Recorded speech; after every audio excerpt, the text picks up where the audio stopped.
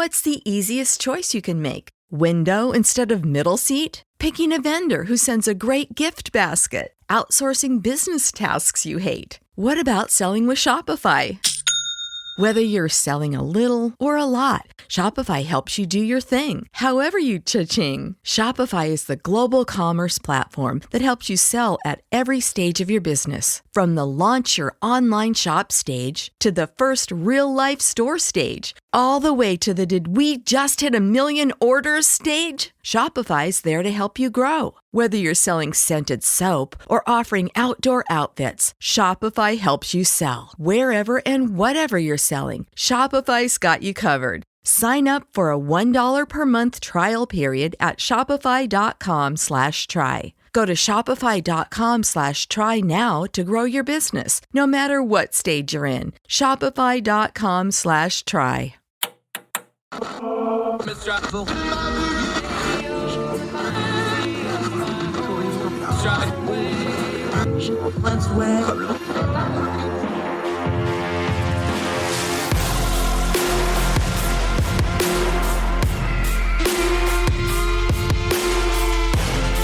With your host, Andrew Donaldson.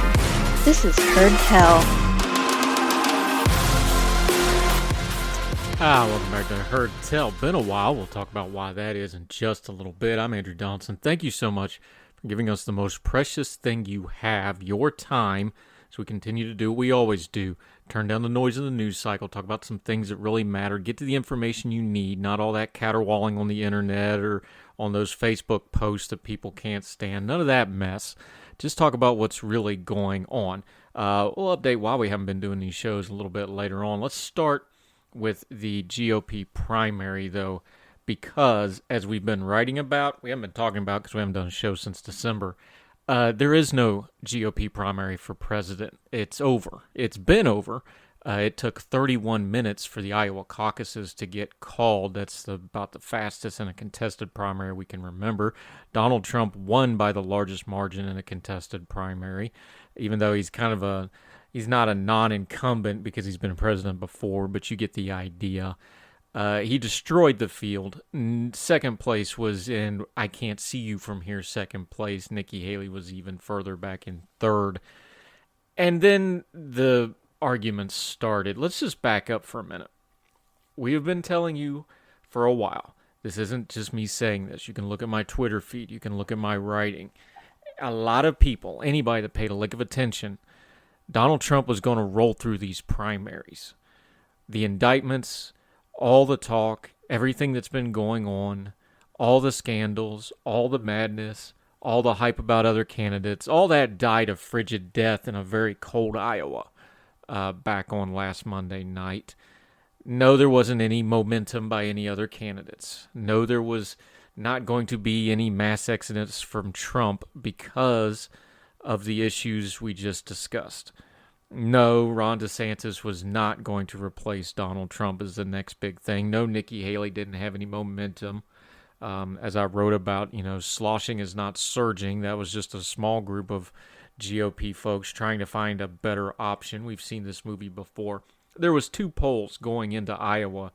And again, these were just folks in Iowa, but you're going to find this all through the GOP because, again, things don't happen in a vacuum. They happen in a sequence. We know why things happen the way they do. The 2 questions that give away the entire game of this primary and all the horse race stuff and all the, well, if you win New Hampshire or you get close, or the 3-2-1 strategy where you're going to be in third and then second and first, which has never actually happened, by the way. The 2 questions that give away the entire game of this primary are thus. A vast majority, almost 70%, of Iowa caucus goers said they would vote for Donald Trump even if he's convicted of a crime on any of the multiple charges he's currently facing. The second question that gives away the game is that almost 70% of those same folks believe that the election in 2020 was stolen. These are not fixable problems in the typical political sense. You're not going to talk people out of these positions. You're not going to reason with them. You're not going to explain it to them. If they believe it now, if they believe that it's okay to vote for somebody that has criminal convictions, if it's okay to vote for Trump despite everything he's done, if it's okay to think that the election was stolen, even though it clearly wasn't. It has been adjudicated that it wasn't. The more they say it is, the less true it is. You can't reason with that.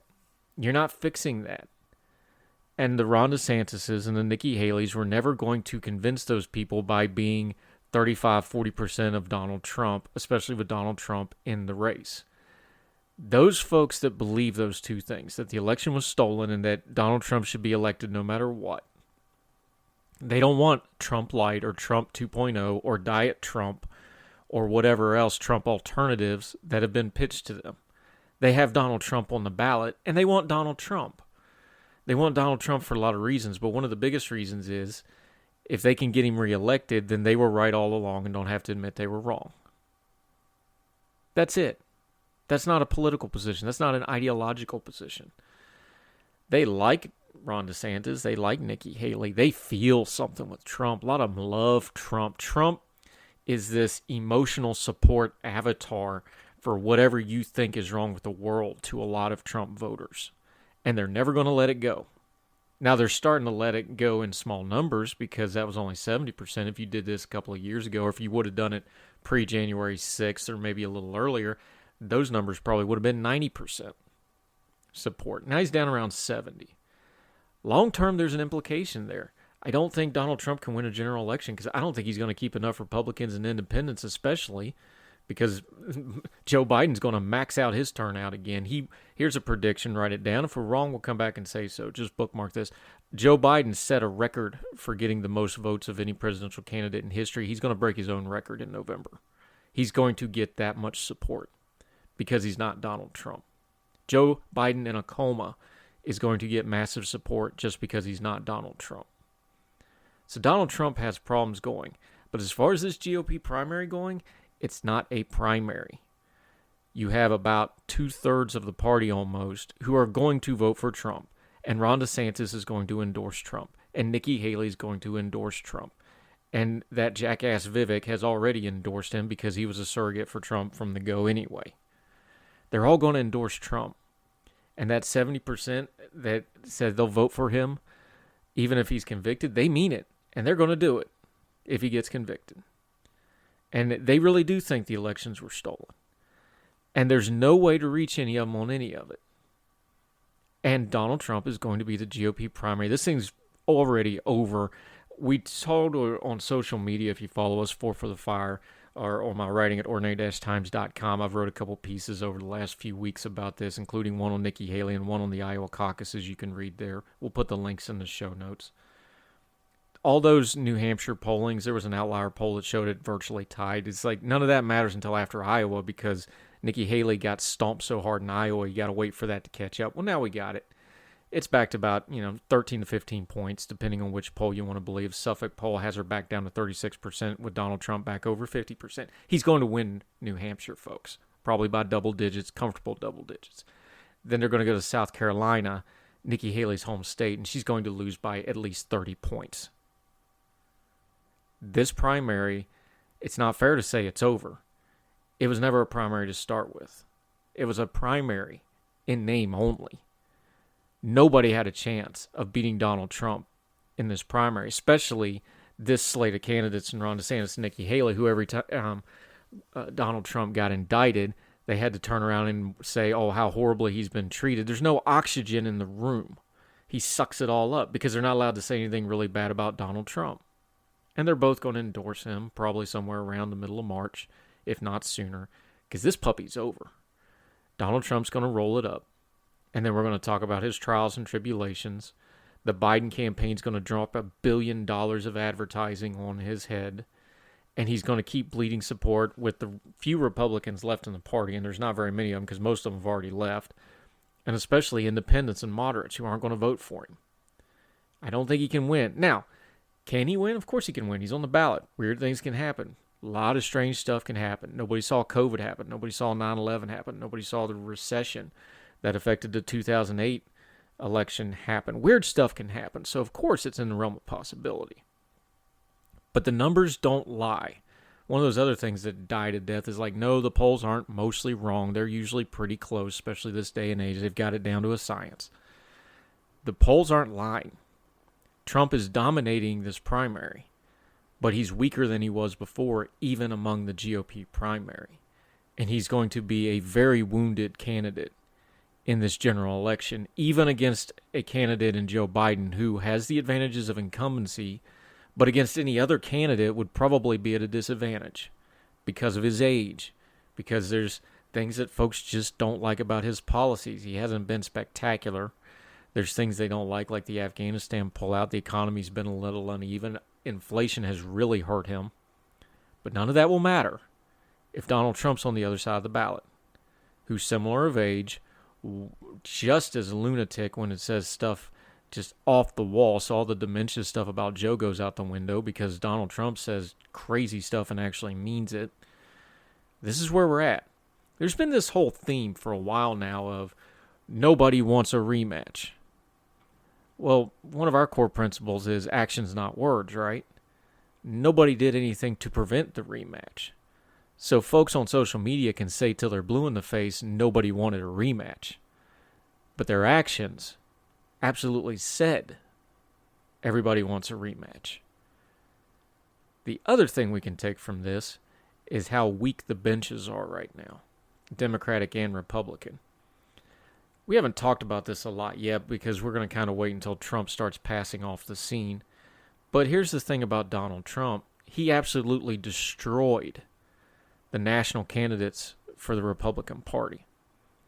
Looking at Ron DeSantis and Nikki Haley, we can't project too far into the future what might occur to them, although I can guess. Go back to 2016. Look at the people that ran against Donald Trump in 2016. Is any single one of them have a higher profile or more respected now having done so? Ted Cruz, who for all practical purposes was second in that race, he's pretty much a laughingstock. Donald Trump ripped out Ted Cruz's political soul and then wore it as a hat, and then has spent the last few years making sure Ted Cruz compliments in public how wonderful Donald Trump's new hat is. Marco Rubio, remember, he was a rising star. Trump's sycophant now. Can't say anything bad about Trump. I mean, he'll be reelected in the Senate in Florida probably as long as he wants to run, but, diminished. And you can go on down the list of everybody else that ran in that campaign. I suspect the same's going to be true with Donald Trump this time.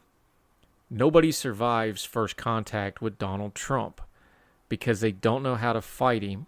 They don't really want to fight him, and they wound up doing this mealy-mouthed nonsense that makes them look really, really silly. And if you want to have leadership after Donald Trump, all of these people are going to be judged by how they handled Donald Trump. And even the Trump fans, here's the dirty little secret. The hardcore Trump fans, they don't respect anybody that just supports Donald Trump because they know they have to, because they can smell it on them, and they can see it in their actions. The people like Ron DeSantis and Nikki Haley, the doublespeak, the trying to massage it of, I'm attacking Trump but not really, please still vote for me. Hardcore Trumpers are never going to respect that. And those Trump voters are going to survive long after Trump's passed off the scene in this party. The Republican Party has nobody to blame but themselves. And when they start harping about binary choice, no, this is not a binary choice. This is a result of years of action. You had other options in 2016. You had other options.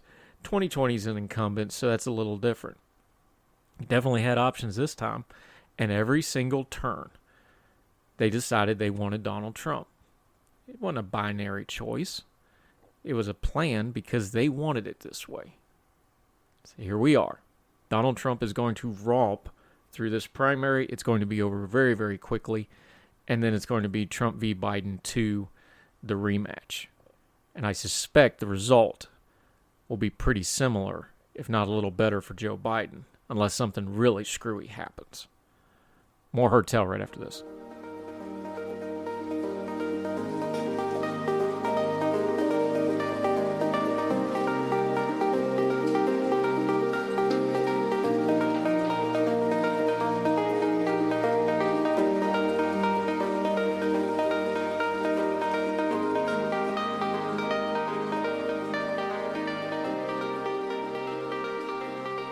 Welcome back to Heard Tell. Okay, where have we been? I want to give you a little bit of update. I don't want to do a whole bunch of personal stuff because y'all got your own problems. You don't need to worry about mine. But where have we been? Well, I planned on taking a little break up over the holidays, which I did, but now we're in the middle towards the end of January. So what happened? If you're not following me on social media, Four for the Fire at Twitter, Heard Tell Show at Twitter. We're also going to be branching out to some other social media coming up. New Year's Day, I had this great plan, like a lot of people, like we're going to hit 2024 running. I had some things going on in my family life, like, okay, that's going to resolve itself. We're going to hit the ground running in 2024. 2024 is going to be our year. Did all y'all say that? That lasted 12 hours. New Year's Day, right around noon, my father had a massive stroke. My college-age kid was fortunately with him, acted quickly, no doubt saved his life, probably saved a lot of his function and other things by quickly responding. My mom was there as well, but my dad takes care of my mom in a lot of ways. So my mom doesn't drive anymore, for example, things like this. So my college-age kid was there, reacted very quickly. I want to publicly thank the EMS folks. My father, they live rurally, our small little hometown in West Virginia, where my mom's family's been on that mountain for over 200 years. Our local EMS has always been excellent. My dad, from the moment he had his stroke till he was in the ER getting a TPA shot, was under 30 minutes. So my thanks to the EMS, Nicholas County EMS, Summersville Fire Department, J&Care Ambulance. You guys were fantastic. But it was a severe stroke. They transported him to WVU Medicine in Morgantown. If you're not familiar with WVU's hospital, it is exceptional. They specialize. They were just on 60 Minutes about a week ago. Featured their neurology department on some of their Alzheimer's research. They're excellent with neurology and cardiology and this sort of thing. It's a fantastic hospital. They were wonderful to us. We were in Ruby for over a week. Cannot say enough good things about them. But long and the short of it, obviously I had to go up to West Virginia. I had to be with my dad. He got moved to rehab, so I've been kind of going back and forth a little bit. As you're listening to this and we're putting it out, we're hoping he's going to be coming home from rehab pretty soon. When he comes home from rehab, I'm going to be with them pretty much full-time for the foreseeable future to help take care of them, help my dad with his rehab. If you don't know my own backstory, I had a TBI while I was in the military. I had full right side paralysis, including my face, including speech involvement. My dad has right side paralysis, including speech involvement. His cognitive's good. He just can't, neuromotor can't physically, and he's made great strides. He's killing it in physical therapy. He's super motivated. He's doing as well as he can be doing. He's going to work hard at it. I've been there. I've done this kind of therapy. I've had to rehab. I've had to learn how to write with my right hand again. I've had to learn how to walk again. I've done all this. So I feel that's a blessing in this situation. I get to go do this and help my folks out. So that's where we're at on that. I'm telling you all this because my plans for this program and for my writing and my media and my other stuff obviously have greatly changed now. So if you accuse me of tweeting from my mom's basement for the next couple of weeks, there's validity to the accusation. I'm probably in my mom's basement in my old bed downstairs tweeting. How are we going to do this program? Well, fortunately, about 3 days before the stroke happened, Dad actually got modern internet put into Up Yonder finally. They had horrible internet up there. I couldn't even do audio or anything else. You could barely text message up there. They live right on the side of the hill before you get to the top of the hill, and just the reception. You can't even get cell reception real good there. They have modern internet now. So there's going to be some guerrilla radio involved here. I'm going to try to do episodes of this program. I'm going to be doing my writing. I've already, my local column for Fayette Tribune, I hadn't been doing that. I found the first one's going to come out this week. I'll get back to doing that. I got some more West Virginia-focused stuff I want to do because, frankly, national politics are boring me, and it's just ugly, and I want to focus more on West Virginia going forward. And I'm going to be there, so that'll make that easy. My normal rig that I record this program on, I have a broadcast quality video and audio rig in my home, so I can do, when I do a TV hit, or I do Fox, or I do Young Turks, or I do, anybody wants to do anything. I've done Times Radio in London from overseas. I can do anything from my home setup. That's what it's designed for. That's not portable, and I can't take that with me. So we are going to do a little bit of guerrilla radio. I'm going to take a microphone, take the webcam, take a circle thing. It may be not the quality you're used to, but we're going to try to put some stuff out. It'd be a lot of audio for right now until we figure out the video setup. and if we're going to be able to do that up there. So that's where we're at on all that. You have invested a lot of time in listening to this program. Those of you that have subscribed to the Substack, I really appreciate you, especially those of you that have supported financially. That's fantastic. herdtell.substack.com. Please continue to do that. All of this will start picking back up. We'll get back to work. Even when I'm up there helping them out, I'll be writing, I'll be putting out shows. So I apologize for not doing so. I'm sure you understand why, because it's been a lot of back and forth. For me to go into my mom and dad's home for a long period of time, I had to set some things up. Fortunately, my children are all older now. 3 of them are now technically adults, which is a weird stage of life, but it frees me up, and I'm blessed to where I'm going to be able to help them out. And my family's super supportive of me doing that, and they understand. So that's where we're at on all that. I will give updates on social media from time to time on Dad. I'm not going to be doing like videos and stuff. It's obviously a private matter, but he's doing great. All things considered, he had a very rare type of stroke, what they call a deep brainstem stroke. And all things considered, they're just amazed at his progress and his attitude and how hard he works. He's way ahead of where they thought he was going to be already. I have confidence whatever he can get back, he's going to get it back, because that's just the kind of guy he is. So we appreciate your prayers. One of the biggest tweets I ever had is when I put out that my dad had a stroke, and I could not physically go through all the replies and thank everybody, but y'all were awesome. So thank you very much for that. All right, that's enough belly aching. Let's get back to work. Thank you for your support. Make sure you're following us, Four for the Fire on Twitter, Herd Tell Show on Twitter. We're going to look into the other platforms. We're looking at doing maybe some IG stuff. I hate Facebook, but I may just have to bite the bullet and do it. And of course, the Herd Tell Substack, herdtell.substack.com. All the content on the Substack is free. You can donate if you want to, but we're not going to charge you for the content. It's all free. So that's enough of that. Let's get back to work right after the break. More Herd Tell right after this.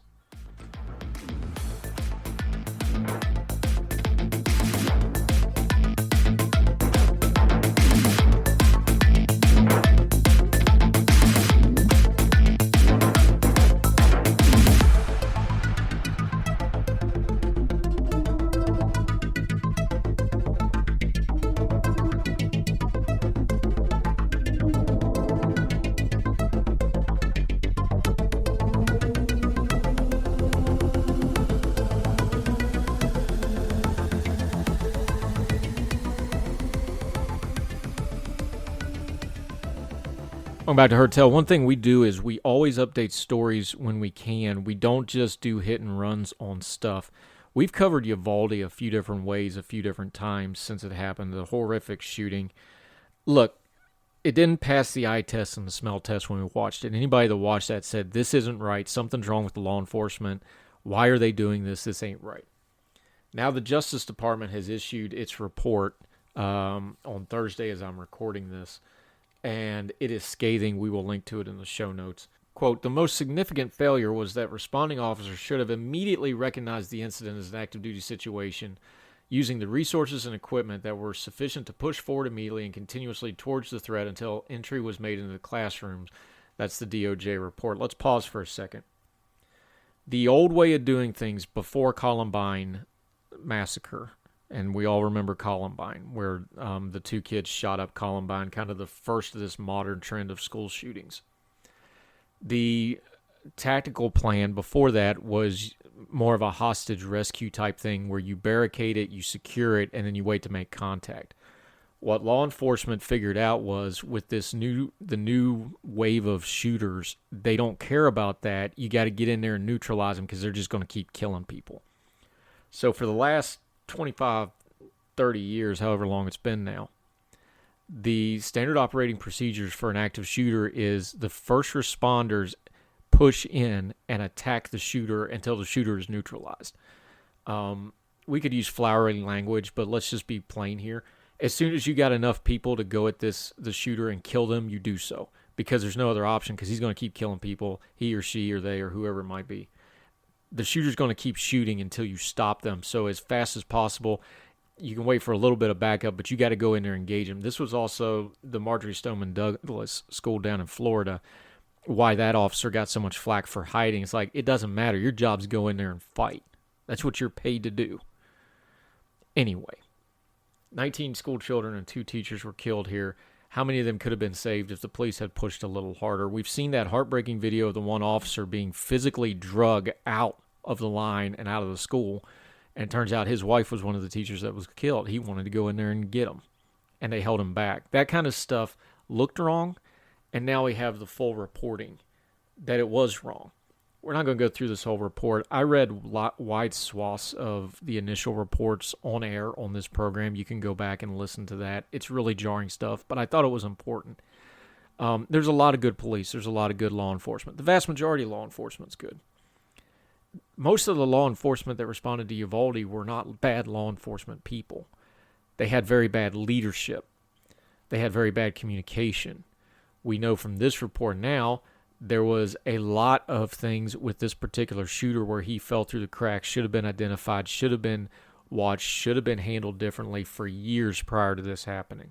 There's a lot of blame to go around, and it's easy for us to sling the blame around. But when it comes blame time, the first place we need to put the blame is always on the leadership of the people involved. And it is crystal clear in Uvalde that all the other breakdowns, all the other procedural breakdowns, all the other communication breakdowns, and a lot of the blood that was spilled is on the hands of the leadership of the law enforcement that responded. There's just no other way to put that. Leadership matters. Accountability matters. And if you're going to do accountability, you always got to start with leadership. Law enforcement gets a lot of slack in this country, and justly so. They have a very hard job. They have a dangerous job. But some of the back the blue stuff forgets. The law enforcement is the armed enforcement wing of the government, and they have to be held accountable. They have the same problems any government agency does, whether it's on the local, state, or federal level. Sometimes you get bureaucrats in charges and in leadership positions where you don't need a bureaucrat being in charge. You get politically minded people in positions of leaderships. You get people that have floated through the system or have gotten promoted just for hanging around. That happens in every organization, public and private. But when it happens in law enforcement, and you get people in positions of authority that shouldn't really be there, and the bullets start flying, now you got a problem. And unfortunately, it's not just a rounding error at a business, or somebody loses a sales call, or somebody doesn't get a service provided. When it's law enforcement leadership that screws up, people die. People get hurt. Communities get irrevocably ripped in half. It's important for us to hold leadership accountable. And when things like Uvalde happen, long after the viral videos have gone and long after the outrage has kind of died down a little bit, when these reports come out, it is behooving to us to read them, understand them, and then start holding people accountable wherever you live of, hey, this Uvalde report came out. What are you doing, local sheriff's department? What are you doing, city chief of police, city council, county commission? What are you doing, congressman, senator, governor, whatever the case may be, state troopers, ATF, FBI? I don't care what level of law enforcement. You should be pushing. You have your social media. Put this report on your social media and start tagging some people in authority and go, hey, this report came out. What are we doing to make sure this doesn't happen here? You have power in your social media. You have power in your voice. You can go to city council meetings or county commission meetings, whatever the case may be, whether you're urban or rural, and use these reports to force a little bit of change, because they should be reading these, because Uvalde could have been any town in America, and you don't want it to be your town. But if it does happen in your town, you want to have law enforcement that are prepared, that face it bravely, and handle the threat with the least amount of loss possible. And that starts by being prepared, by understanding what went wrong in Uvalde. Law enforcement, somewhat understandably, recoils because they don't like being criticized. But I'm sorry, you want to wear the badge, you want to carry the gun, you want that discount at Arby's, you want all those flags and all that support online and all the fun t-shirts of Back the Blue. This is the job. And it's your job to make sure you do it correctly. And when something like this Uvalde report comes out, do a little self-reflection and go, let's make sure we do better when it's our turn under fire.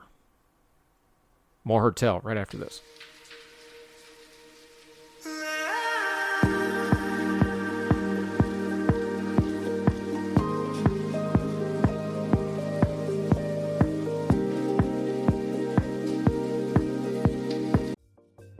Folks, if you've listened to the Heard Tell program, you've heard our friend Gabriella Hoffman, but you need to make sure you're checking out her podcast, District of Conservation. It's a podcast exploring the nuances of true conservation efforts from D.C. and beyond. From topic discussions to exclusive interviews with conservation and energy newsmakers, Gabriella keeps listeners appraised of the latest news stories while elevating important voices. Listen to District of Conservation on Apple Podcasts or wherever podcasts are played. Folks, you've heard of Ethan Brown on the Heard Tell show a couple of different times, but if you're interested in learning about how to discuss things like climate change without all the politics and doom and gloom, head over to his podcast, The Sweaty Penguin. Sweaty Penguin is a late-night comedy-style climate podcast working to add nuance, critical thinking, humor, and hope to the climate conversation. They got over 100 episodes already, breaking down weekly news stories and specific topics, from the vanilla to the ADHD to the international accountability to orangutans. Yes, I know, it's a comedy thing, so just go with it. But each time, exploring different ways we can make progress on these issues while still helping the economy, health, security, and everything else we care about. Feel overwhelmed, exhausted, or excluded by today's climate change discourse? This is the podcast for you. Find The Sweaty Penguin wherever you get your podcasts or at www.thesweatypenguin.com.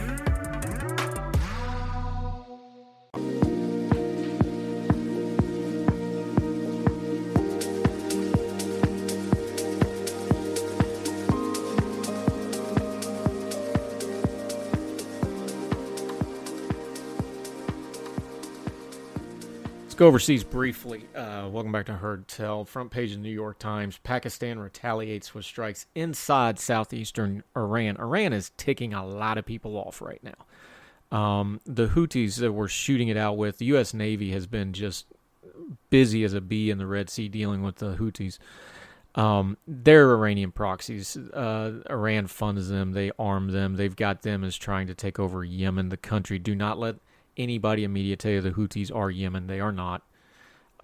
They're their own thing, and they really, really want to die for the cause, and we really, really need to kill the ones that are violent, so that's a mutual thing. Let's get that done. And the Navy and the American Armed Forces and our coalition partners are doing that. Now, Iran has decided to pick a fight with Pakistan. I'm not sure what's going on in Iran, although we know that it's very unstable and has been for years. Pakistan's got its own internal problems right now, and nothing rallies people around the flag like foreign interference. There is, of course, a long history with Pakistan and Iran, good, bad, and indifferent. So for them to send warplanes some 50 kilometers inside of the border of Iran, unmolested, which tells you a little bit about Iran's preparedness, this is not good.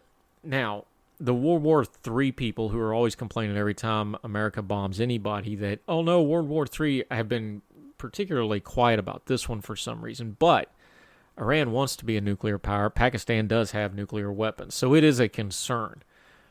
But turn down the noise on this just a little bit and zoom out for a second. Iran is making a lot of enemies right now. They're messing up worldwide trade. We already know that they were, involved in backing Hamas with the Israel attacks. They've got issues. And, of course, there's the wider realignment fight in the Middle East of the Saudis and their partners versus Iran and their partners. Now, the Saudis, the House of Saud is despicable.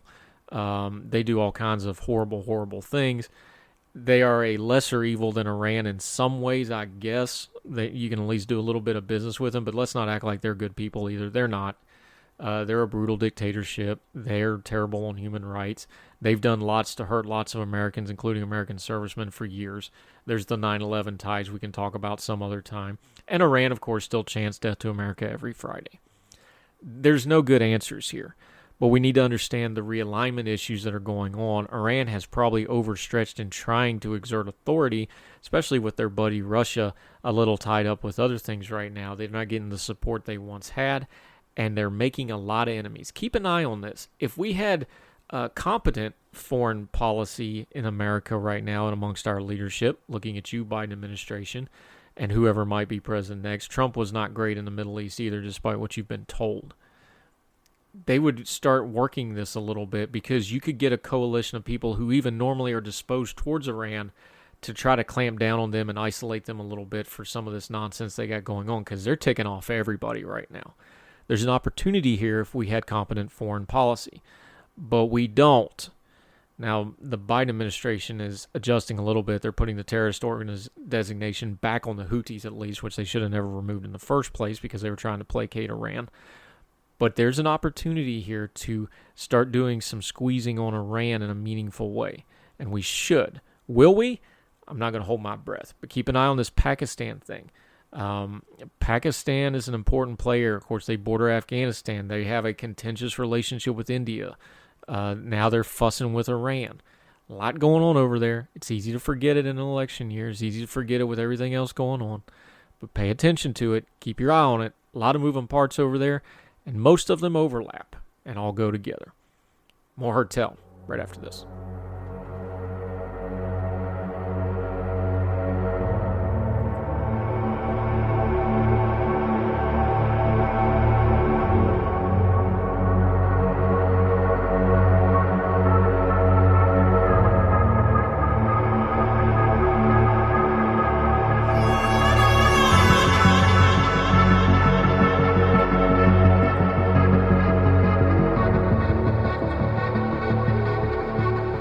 Welcome back to this abbreviated version of Heard Tell. We're going to get back to doing full programs soon, but we wanted to get a few thoughts down for you. One of my favorite things is our buddy Keith Conrad's news side quest. It's an email service. You can get it. This is a little light note. Meme falsely claims dinosaurs were only invented to prove evolution is real. There is no dino hoax. This is fun. From the AP News Service. Claim the word dinosaur was coined before the first dinosaur fossils were discovered, which proves that the prehistoric reptiles never existed. That's the claim. Now, the assessment is false. Humans have been finding dinosaur fossils for thousands of years. You know, we have... Dinosaurs are real. Let's just not be silly about it. Now, there's debate about why they existed, when they existed, the timeline. But yes, there was dinosaurs. Social media users have dug up an old meme to deny that the ancient beasts ever actually roamed the earth.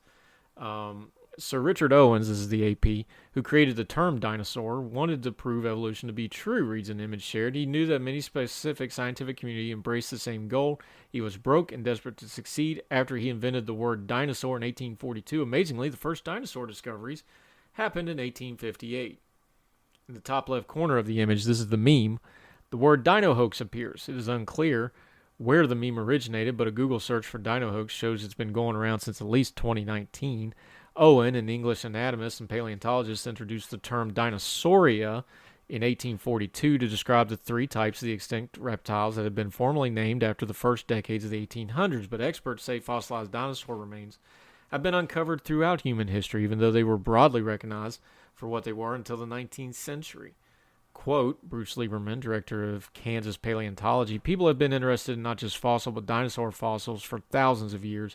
He explained there's archaeological and other types of evidence pointing to awareness even amongst the earliest civilizations. For example, Native American pictograms of a giant bird dated about 500 AD was found next to a site where the dinosaurs' footprints were discovered. It goes on, but this is the funny version of memes being funny. Now, there's other versions of this that are funny. The flat earth people. We had the anniversary of the JFK assassination. There was a meme that, you know, it's long enough we can have a little bit of a joke about it. It's like, he wasn't assassinated, his head just did that kind of thing. But it's also a good example of how easy it is for people to just believe stuff on the internet, especially things like Facebook or Instagram or Twitter, or a lot of people, I noticed, you know, on people's phones, they have these news feeds that aren't really news feeds. They're just clickbait feeds. And it's easy to see something and get head up on it. And if you don't take a minute to Google it and follow up on it or check with a reputable news service, you get stuck on it. You get caught on it. And you're not sure whether it's true or not.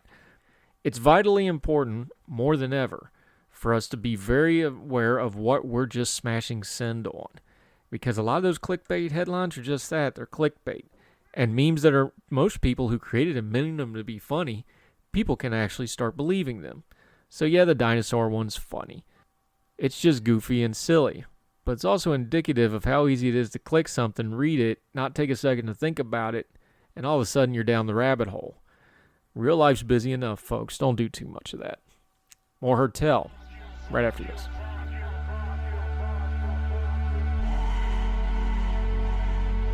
Now let me see you go off like a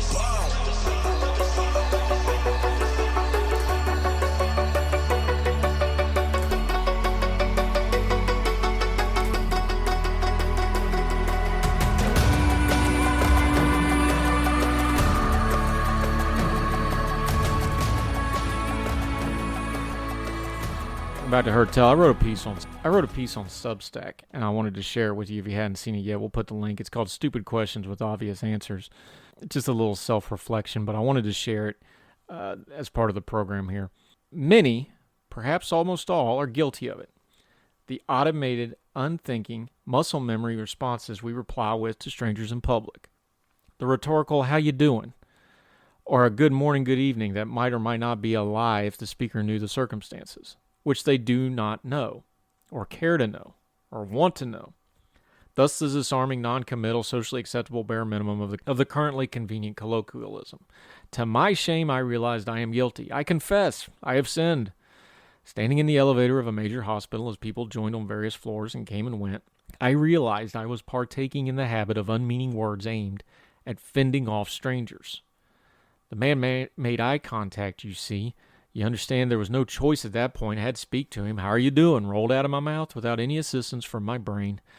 And he, having no choice, now that the gabbing gauntlet had been thrown down, did what must be done and said, "How you doing?"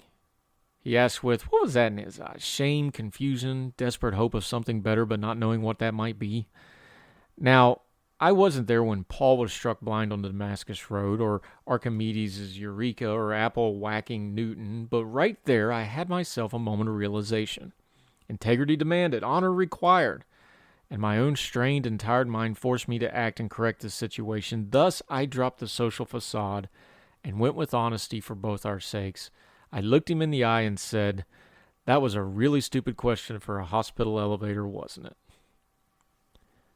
The dam of social awkwardness broke. "Yeah, it is," he chuckled, "right, because if everything and every one of us was okay, none of us would be in a hospital elevator, would we?" I extrapolated on a roll of analysis of truth, life, and all the mysteries of the universe. "Yeah, man," he said, "I don't know why I do that, but you're right," my newfound brother of the banter agreed. The ding came and the door opened, and it was his floor. "You have a good one, or a better one, I should say," he said. "And I mean that," he added with a smile as he exited. What an idea. Folks saying things that you get the small joy of knowing they mean it. Imagine hearing "have a good morning" or evening with the endorphin hit of knowing it was as earnest as an upper Midwest hot dish dinner invitation. Ponder, if you will, the societal implications of millions of people saying "have a nice day" or "have a good one" or "have a good'n" or even the hoity-toity "good day," said and received with the cognitive confidence of complete candor.